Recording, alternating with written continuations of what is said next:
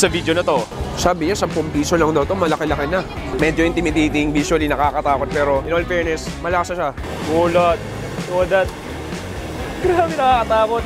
Nandito tayo sa Filipino street food heaven na Quiapo, Maynila. Maghanap tayo ng mga murang street food na hindi lang mura pero masarap. Hanap tayo ng kakaiba, trending o hindi trending na street food dito sa Quiapo. Hinihintay natin. Tara!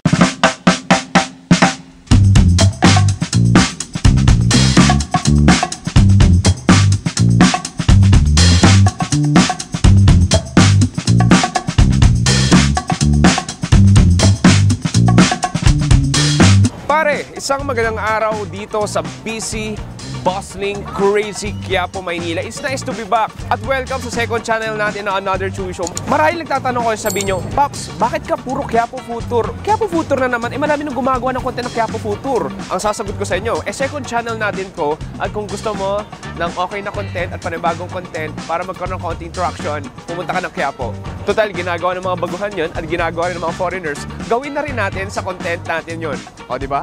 Honest ako. Pero matagal na yung huling Quiapo ko, 2023 pa at 2025 na ngayon. Baka mayroong mga bago trending na pagkain dito na pwede natin mahanap. Dito sa Quiapo, Pop, sobrang dami mo pwedeng gawin.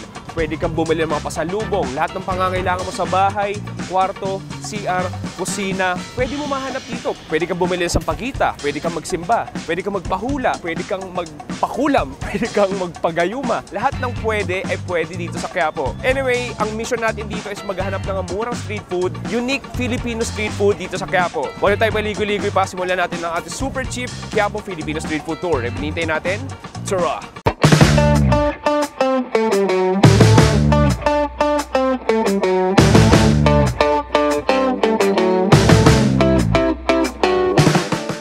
Okay, pare, next super cheap street food natin. Meron tayo ditong lumpiang, ano to ate? Lumpiang sariwa. Lumpiang sariwa, magkano to ate? 30 po ang isa. 30 pesos isa pero pag dalawa, 60 pesos. Sige, order tayo ng dalawa. Anong gagawin mo ate? I-slice din po natin. Okay, sige. So ginugupit niya ate ngayon, i-slice niya ng medyo bite size ang ating lumpiang sariwa. So dalawa binili ko, 60 pesos to. Anong laman niya ate? Ano, carrots, kamote. Carrots, kamote, repolyo. Ayan. So ano to ate? Wasabi? Bawang. Ah, bawang. Green bawang. Nilagyan niya ng green bawang. Generous amount of green bawang. Next. Ayan, anong lalagay niya? Ito yung magic lumpiang sariwa sauce natin na very thick, starchy, at for sure matamis yan. Tama ate. Ang dami ate. Grabe naman yan. Diyos ko. Mamaya. Uy, last natin, peanuts, ground peanuts. Sige ate.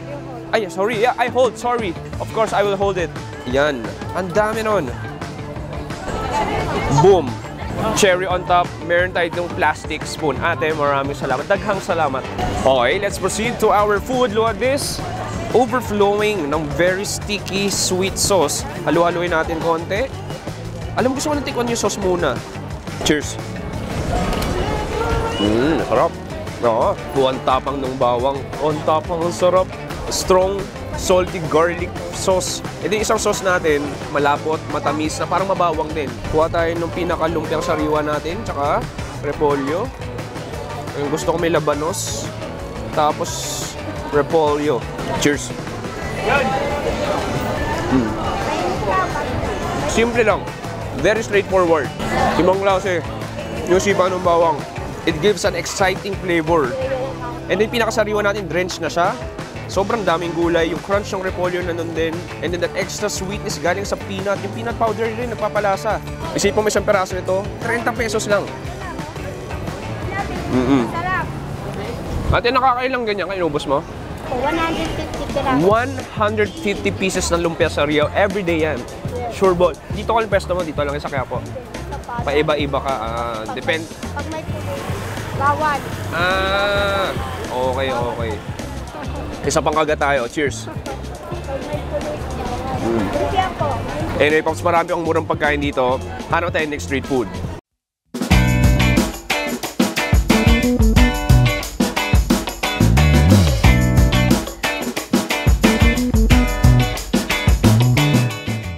Okay, next food trip natin, meron tayo ditong napakamurang 10 pisong siomai. Magkano with fried rice po? 50 po. With chow fan na yun. So, ito yung chow fan natin. So, makikita mo naman. Ito yung chow fan natin.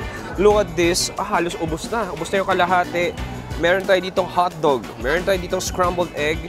And garlic fried rice. At dito naman, kay pare, meron tayo ditong pork ba to?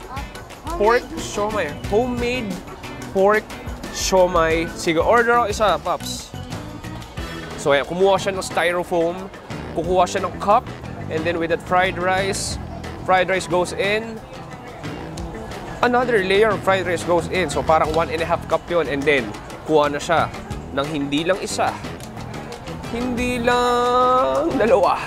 Kundi tatlong siomai. Ito na yung siomai chow fan natin. Maraming salamat. Magkano? 50 lang? Okay, what a great find. 50 pesos. Punta mo tayo ng fried rice natin. So makita mo may slices ng hotdog, carrots, and corn. Tapos yung buwaghag na fried rice natin kuha tayo. Cheers! Okay.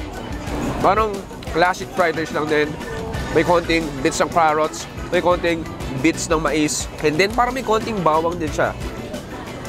Punta tayo sa siomai natin. Teka lang. Sabi niya, 10 piso lang daw ito. Malaki-laki na. Tingnan natin.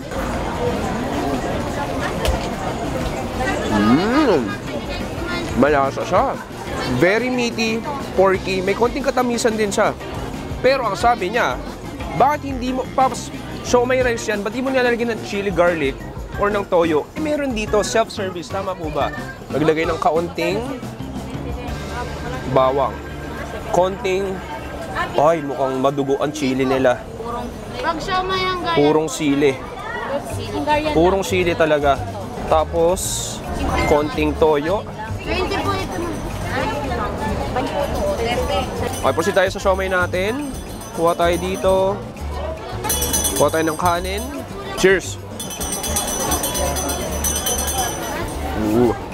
Manghang ang labuyo nila. Manghang talaga ang chili. Pero in a good way. Toyo natin yan doon. Oh, okay, may anghang talaga siya. Chili garlic. Pero no, in all fairness, malasa yung siomai nila. 50 pesos, overload na ng kanin, overload ng siomai. Wala na marereklamo. Anyway, Pops, sisimula pa lang food tour natin. Proceed tayo next food trip.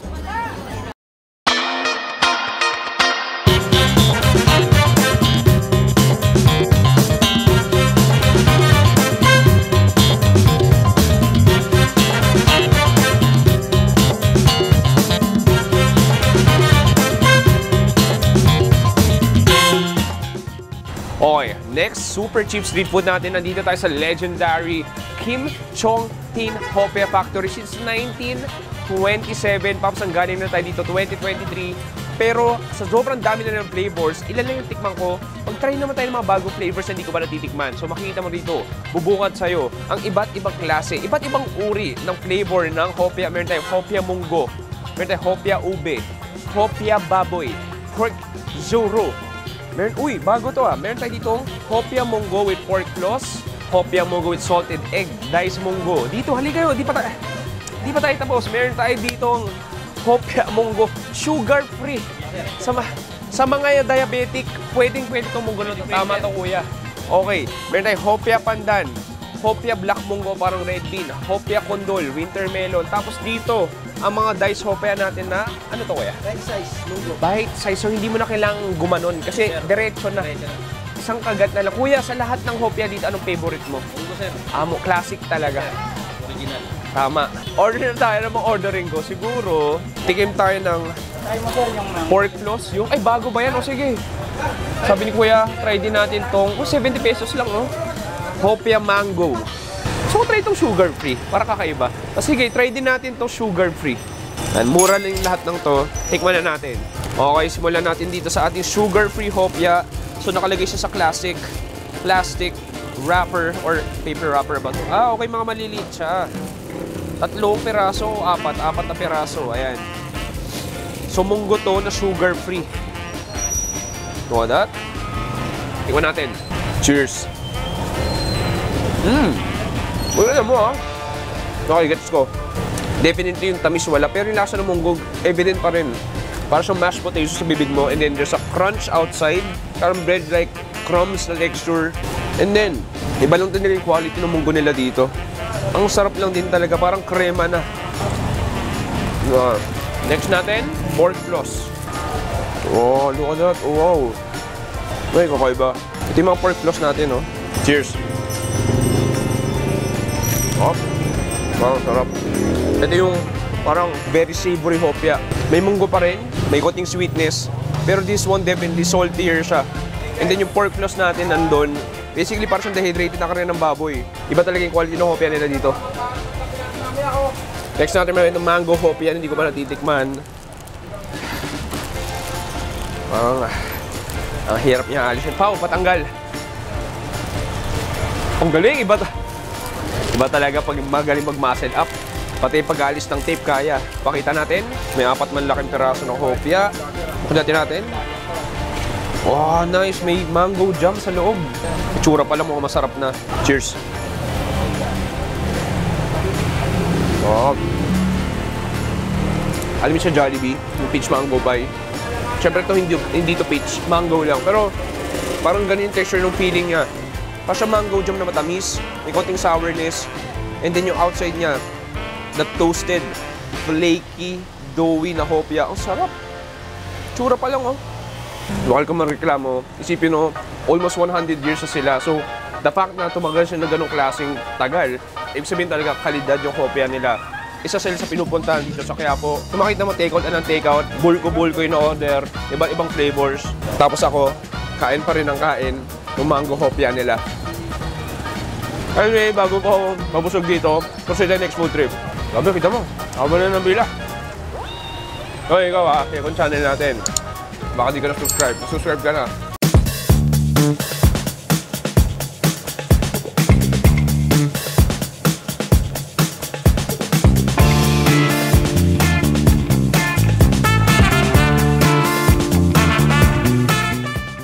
Okay, meron tayo ditong street style macaroni soup. So, ayan si ate kumuha. Oy, mukhang milky and creamy. Nilagay sa bowl na may itlog. Uy, may isang scoop pa. Okay, thank you. Maraming salamat. Okay, so tikman muna natin as is. Magkano lang to ate? 40 pesos. Tikman natin. Patay sa baw. Cheers. Napasok ako. Isa pa. Cheers. So nice, okay. Salty, milky, creamy. Parang may chicken broth siya, hindi ko masabi. Pero pwede mong gawin. Kuha ka ng konting bawang. Konting spring onions. Grabe, natatapon siya. Konting chili garlic. Tapos konting paminta. Haluin mo. Nakuha tayo. Uy, may manok pala, may karne. Cheers. Ang hang nun. Unsa marami siyang macaroni. Very few na karne ng manok. Pero isipin mo sa mga ating 40 pesos mo, pwede na rin. Wow, ang yun naman sasabi ko, tsaka ang init. Pero nice addition ng pepper, nice addition ng fried garlic. Then yung macaroni natin, sobrang lamot lang din. Pero ngayon nakakain ng sopas na may punong-puno ng chili garlic. Pero bagay pala. Anyway, Pops, di pa natapos yung food trip natin dito sa Quiapo. Hanap tayo next food trip.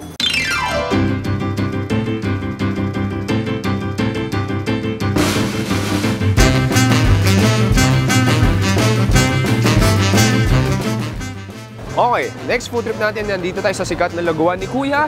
Eddie Wow. Ito yung Eddie Wow lugaw. Naku, sikat to si Kuya dito sa Quiapo. Okay, pakita ko sa inyo. Boom, ito yung lugaw natin. So ito yung pinaka... Baka ba to, Kuya? Apo, naloob ng baka. So may iba't ibang laman loob. Uy, isaw ba to? Isaw, ano bang meron ka? Isa kasi iba po siya. Halos ubos na. Okay, pero... Okay to, tumbong. So 50 pesos, meron ka na. Sige Kuya, order ako nung sabi mo medyo overload. May bagnet ba yun? Sige. Ay, kumuha siya. Gumupit si Kuya ng slice ng bagnet. Boom. Malaking chunk ng bagnet. Ginupit-gupit niya na para siyang naggugupit ng ano ba? Papel. Ang dami. Extra pa siya. Kulang pa yun. And then, boom. Ito na yung ating lugaw. It goes in. Uy, umisa pa. And then, lalagyan ni Kuya ng onion leeks or spring onions. Hindi pa tapos, may kinukuha pa siya. Okay, lalagyan niya ng fried garlic. Sorry, chicharon pala. Ito yung fried garlic. O, lagyan mo Kuya, please. Chili oil goes in. Maraming salamat. So magkano lang ito kuya? 80 freaking pesos with bagnet na. Ang kulay niya. Tikman na natin. Okay, punta na tayo sa lugaw natin. Okay, alam mo gusto kong tikman yung lugaw as is. Wag mo natin haluin. So kuha dito sa bandang gilid. Ano to? Ito yung bagnet. Cheers. Ayan. Very straightforward. So, pili ko yung kaldo ng baka nagpapalasa. Hindi medyo maluya rin siya. Kanin natin malambot. Lalo na ngayon, medyo na-allergy ako. Perfect yung itong mainit sa sabaw. And then, may nakain din akong bagnet kanina. May konting lutong pa siya, may konting nguya ka rin, at punong-puno ng taba. Gawin natin, haluin na natin. Yung chili, yung chicharon, yung fried garlic. Ayan, kuha tayo. Cheers! Oh, simple lang eh, very comforting. Panalo yung bawang nila, yung fried garlic, ibang klase. And then, the extra texture from the chicharon, yung fattiness and meatiness galing sa bagnet o lechon kawali. And then yung pinakalugaw natin na malasa na rin as is. Sipin mo as low as 50 pesos, meron ka ng isang buong lugaw na maraming karne. Ay, sarap. Kasi higit sa lahat, punong-puno ng chili yun. Alam mo, may nakita ko dito, tikman nga natin to. Taba daw ng isaw. Ooh. So from that to this. Cheers. Okay, parang isaw nga. Ang dulas, sobrang dulas. Yung finish, yung lambot niya. Ayun naman. Isang maliit na stall lang. Pero kada minuto, may papalit. Pansin ko dito, kain lang pagkaubos mo, alis ka na ulit dahil may mga nakapila sa likod. Okay, dito, di ko na naabutan pero sabi ni Kuya, may chicharong bulaklak siya dito. Ulat. Ulat. Grabe, nakakatakot. Na-fried ko rin ito, sir. Napaparinig siya, tapos na-fried. Pwede mo rin isama dun sa ano? Okay. Sige Kuya, thank you. Tama. Okay, Pops. Isa pang agat, then proceed tayo sa next food trip.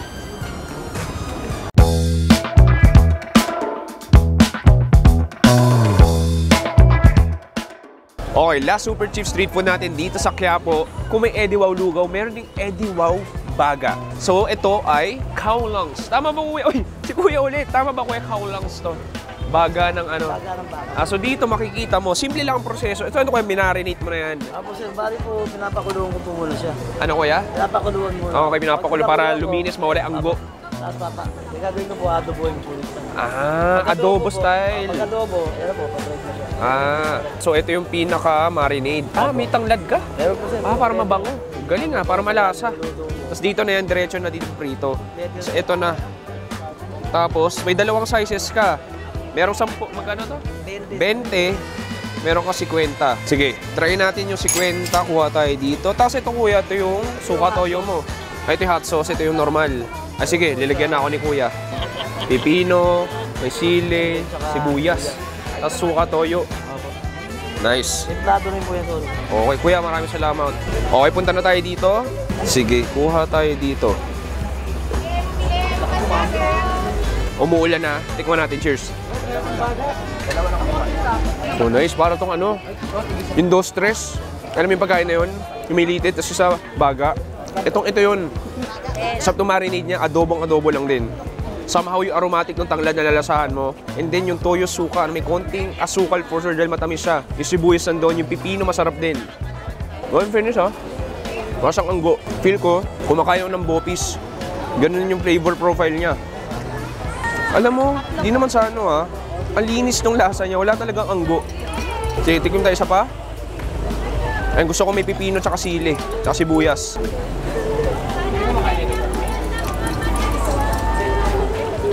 Surprisingly masarap siya. Visually, medyo intimidating. Visually, nakakatakot. Pero, in all fairness, malasa siya. Kahit walang toyo suka, malasa na rin yung pinaka-baga natin. Oh, nice. Well, lami ka ayo. Ano bang probinsya mo? Pampangan, sir. Kapampangan. Ano may masarap? Manyaman. Manyaman Kenny. Manyaman Kenny.